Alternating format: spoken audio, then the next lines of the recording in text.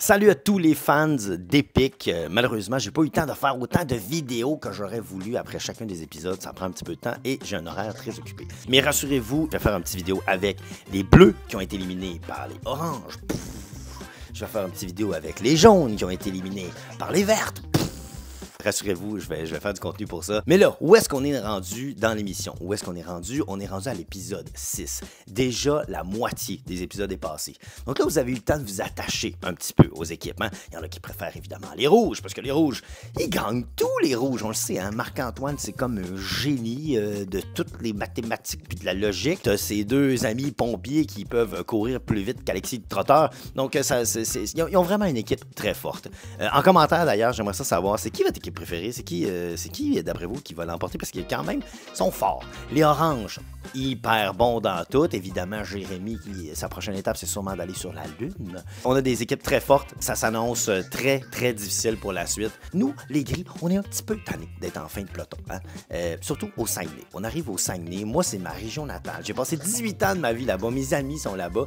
Et là, bon, on a passé à un cheveu de terminer dernier. Heureusement, on a réussi à s'en sauver. Mais ça, c'est l'épisode que je veux parler. C'est l'épisode où il y a eu un constat que les vertes et les oranges ont pris les codes là, pour passer à l'étape suivante, pour finalement qu'il n'y ait pas d'élimination. Il y a beaucoup de commentaires sur Internet sur « Hey, ils ont triché, ils ont triché. » Je veux juste mettre de quoi au clair. Elles n'ont pas triché. Parce que selon les règlements d'Epic, c'était pas de la triche d'aller chercher le code.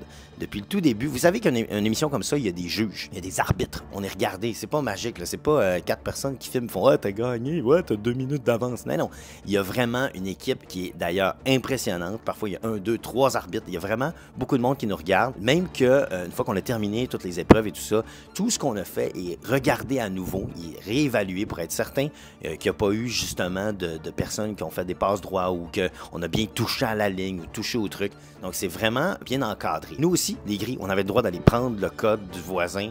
On a eu le droit depuis le début de la compétition. Ce n'est pas une triche. Ce n'est dans les règlements. Ça ne disait pas que c'était triché. Je vois qu'il y a beaucoup de commentaires de gens là, qui disent « Ouais, mais ils ont triché. Ça fait 2 fois qu'ils trichent les vertes, puis patati patata. » Ce n'est pas de la triche. Le travail du compétiteur, c'est aussi de garder ses codes pour lui, c'est de garder ses cadenas pour lui, c'est de garder toutes ces informations pour lui, pour pas que les autres viennent les prendre. Nous, à l'étape 1, les gris, à Charlevoix, quand on a fini nos pastilles de bois, on a tout défait notre jeu, parce que, techniquement, quelqu'un aurait pu regarder sur notre table et trouver la bonne pastille ou trouver la bonne combinaison de pastilles. Donc, ça appartient à nous, les joueurs, de le faire.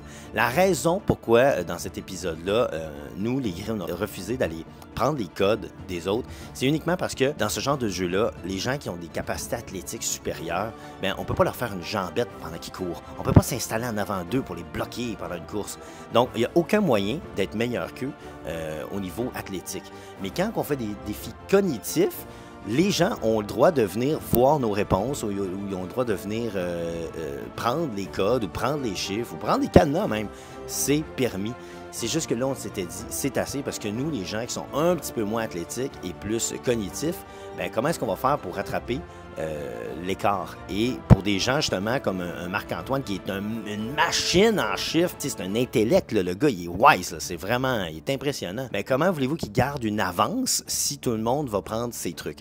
C'est là qu'on a décidé de discuter ensemble, puis toutes les équipes ensemble, on a décidé d'arrêter de prendre les codes ou d'aller regarder les codes ou de prendre des cadenas, parce que dans le stress, oui, là, vous autres, c'est facile, vous êtes assis dans votre salon et vous vous dites, ben pourquoi qu'il n'a pas pris son cadenas puis qu'il n'a pas pris son code? Tout le monde veut le 60 000 $ et tout le monde est motivé et sur l'intensité du moment, c'est super difficile de se rappeler de prendre le dernier cadenas ou les codes.